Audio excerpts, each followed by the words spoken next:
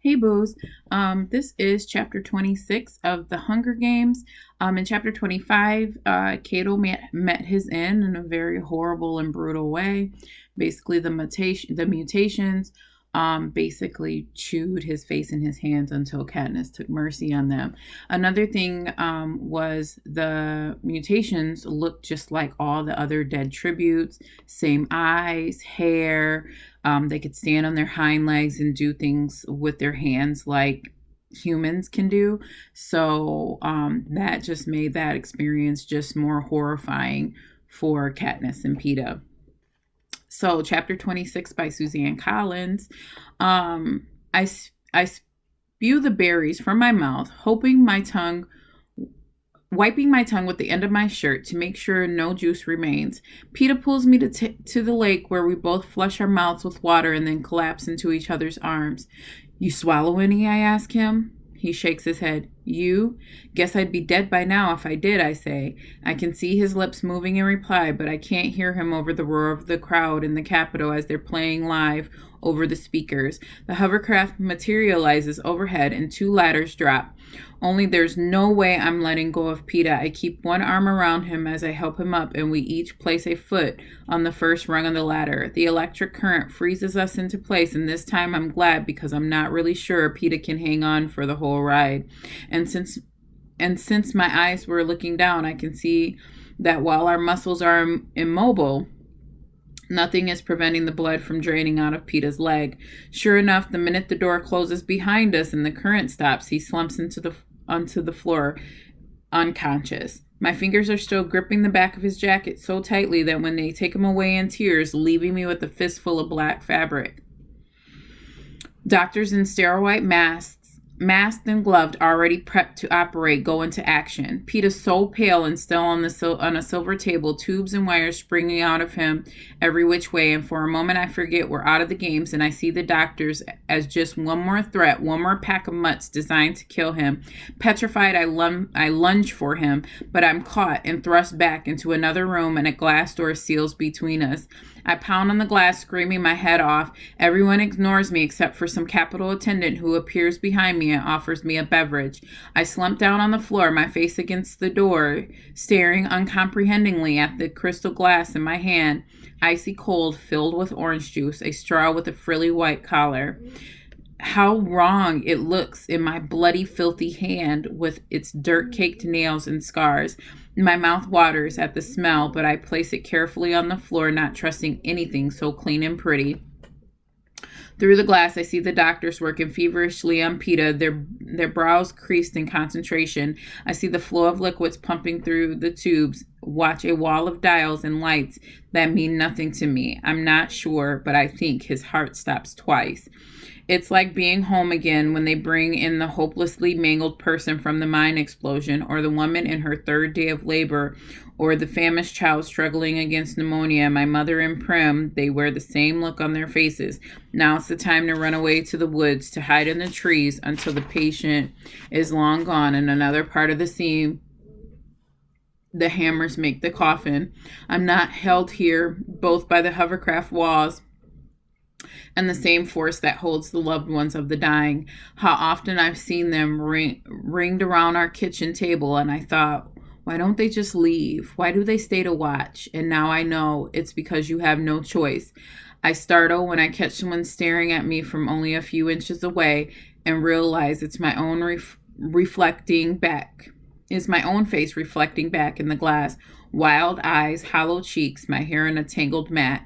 Rabid, feral, mad. No wonder everyone is keeping a safe distance from me. The next thing I know, we've landed back on the roof of the training center and they're taking Peeta but leaving me behind the door. I start hurling myself against the glass, shrieking, and I think I just catch a glimpse of pink hair. It must be Effie. It has to be Effie coming to my rescue when the needle jabs me from behind. When I wake, I'm afraid to move at first, the entire ceiling with a soft glow light allowing me to see that I'm in a room containing just my bed. No doors, no windows are visible. The air smells as if something sharp and antiseptic. My right arm has several tubes that extend into the wall behind me. I'm naked, but the bedclothes are soothing against my skin.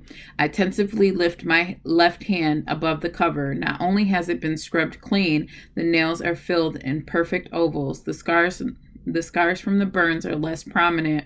I touch my cheek, my lips, the puckered scar above my eyebrow, and I am just running my fingers around through my silken hair when I freeze. Apprehensively, I ruffle the hair by my left ear. No, it wasn't an illusion. I can hear again. I try and sit up, but some sort of wide restraining band around my waist keeps me from rising more than a few inches. The physical confinement makes me panic, and I'm trying to pull myself up and wriggle my hips through the band when a portion of the wall slides open and in steps the red-headed AVOX girl carrying a tray. The sight of her calms me, and I stop trying to escape. I want to ask her a million questions, but I'm afraid any familiarity would cause her harm. Obviously, I am being closely monitored. She sets the tray across my thighs and presses something that raises me to a sitting position. While she adjusts my pillows, I risk one question. I say it out loud as clearly as my rusty voice will allow, so nothing will seem secretive. Did PETA make it? She gives me a nod. As she slips a spoon into my hand, I feel the pressure of friendship. I guess she did not wish me dead after all, and PETA has made it. Of course he did. With all their expensive equipment here, still I hadn't been sure until now. As the AVOX leaves, the door closes noiselessly after her, and I turn hungrily to the tray. A bowl of clear broth, a small serving of applesauce, and a glass of water. This is it? I think grouchily. Shouldn't my homecoming dinner be a little more spectacular? But I find it's an effort to finish the spare meal before me.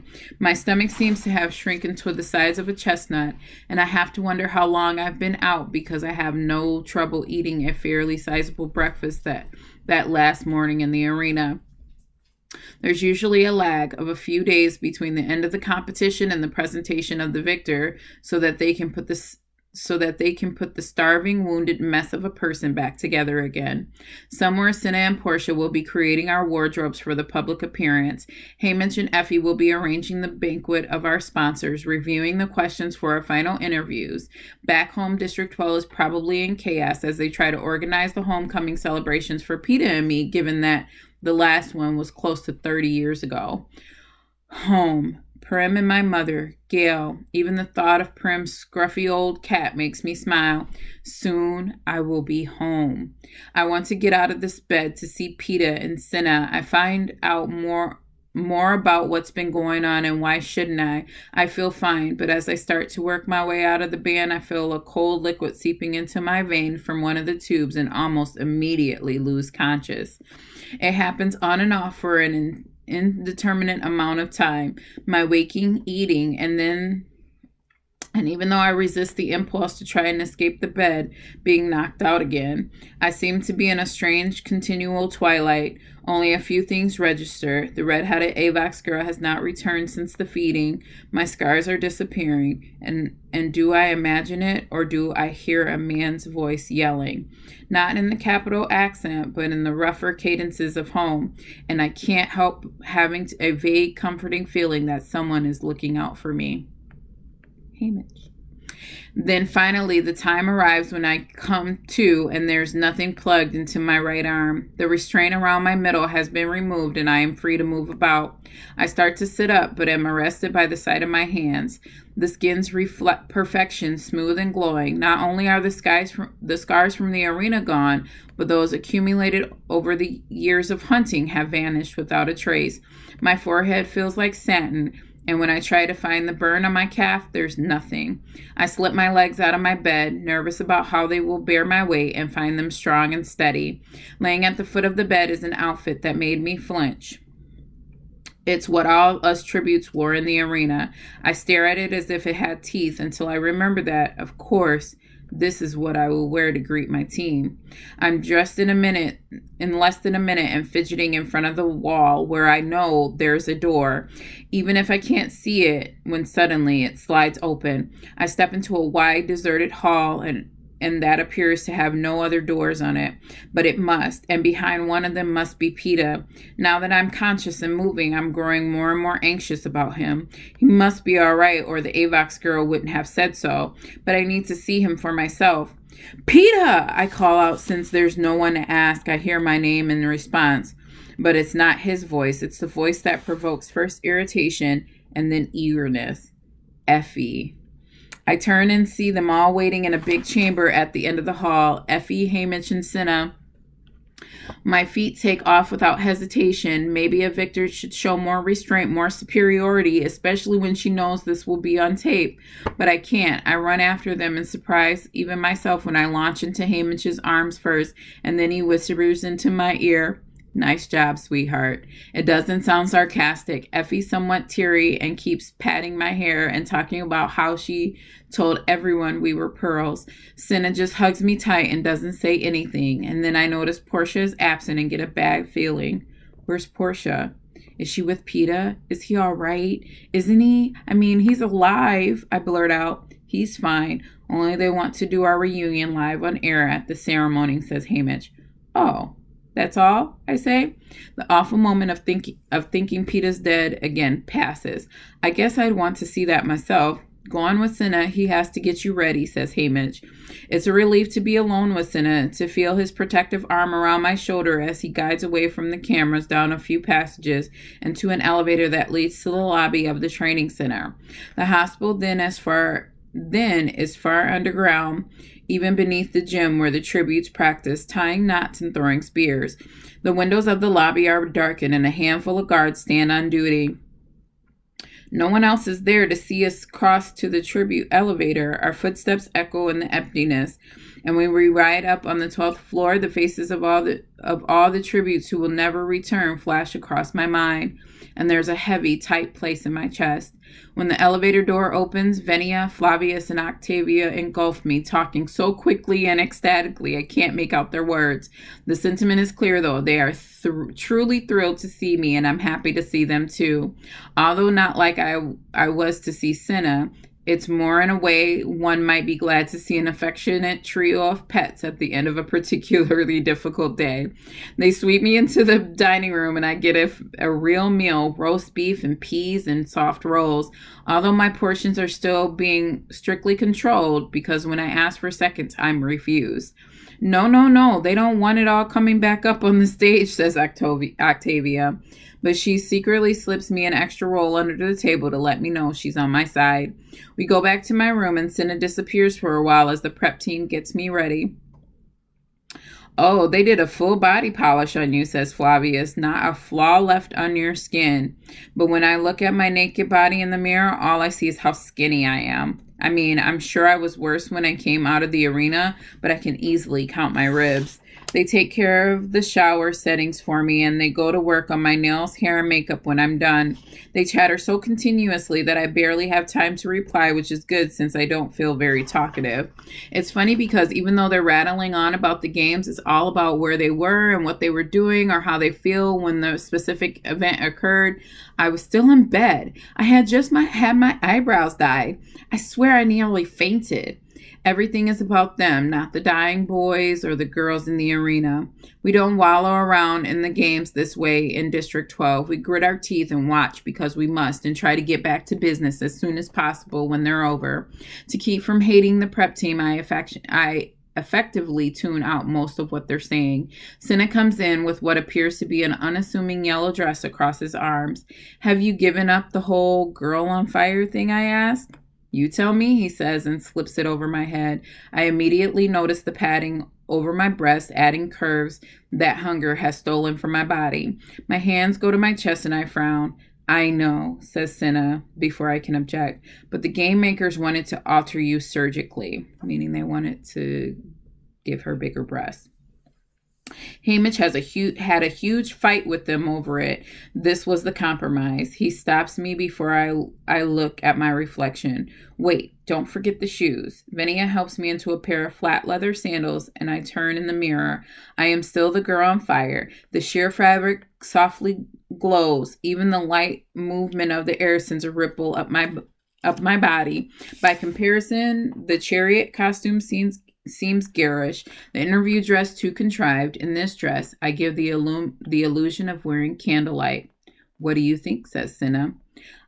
I think it's the best yet, I say. When I manage to pull my eyes away from the flickering fabric, I'm in something of a shock. My hair is loose, held back by a simple headband. The makeup rounds and fills out the sharp angles of my face. A clear polish coats my nails. The sleeveless dress is gathered at my ribs, not my waist, largely emanating any help the padding would have given my figure. The hem falls just to my knees. Without heels, you can see my true stature. I look very simply like a girl, a young one, 14 at most, innocent, harmless. Yes, it is shocking that Cinna has pulled this off when you remember I've just won the games.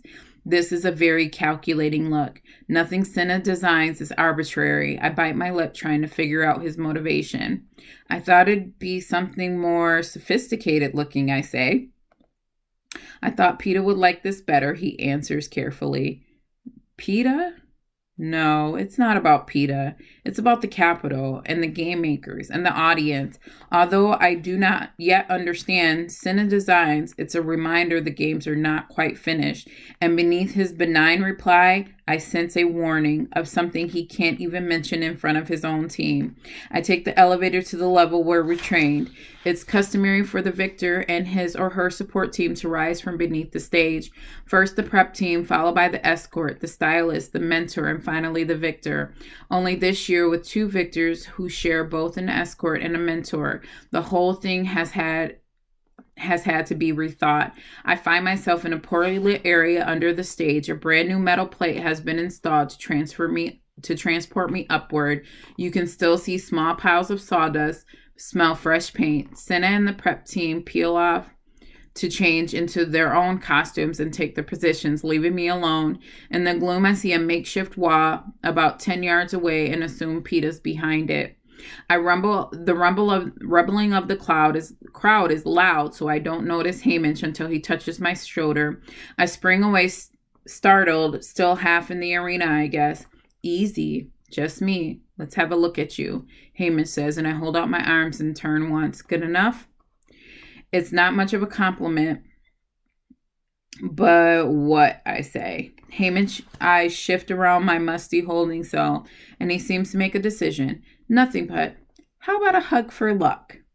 Okay, that's an odd request from Hamish, but after all, we are victors. Maybe a hug for luck is in order. Only when I put my arms around his neck, I find myself trapped in his embrace. He begins talking very fast, very quietly in my ear, my hair concealing his lips. Listen up. You're in trouble. Word is the Capitol's furious about you showing them up in the arena. The only thing they can't stand is being laughed at, and they're the joke of Pan Am, says Hamish. I feel dread coursing through me now, but I laugh through as though Hamish is saying something completely delightful because nothing is covering my mouth. So what? Your only defense can be that you were so madly in love you weren't responsible for your actions. Hamish pulls back and adjusts my hairband. Got it, sweetheart? He could be talking about anything now. Got it, I say. Did you tell Hamish this? Don't have to, says Hamish. He's already there. But you think I'm not? I say, taking the opportunity to straighten a bright red bow Cinna must have wrestled him into. Since when does it matter what I think, says Hamish. Better take our places. He leads me to the metal circle. This is your night, sweetheart. Enjoy it. He kisses me on the forehead and disappears into the gloom. I tug my skirt, willing it to be longer, wanting it to cover my knocking knees, and then I realize it's pointless. My whole body's shaking like a leaf. Hopefully it will be put down to excitement. After all, it's my night. The damp, moldy smell beneath the stage threatens to choke me. A cold, clammy sweat breaks out on my skin, and I can't rid myself of the feeling that the boards above my head are about to collapse, to bury me alive under the rubble. When I left the arena, when the trumpets played, I was supposed to be safe. From then on, for the rest of my life.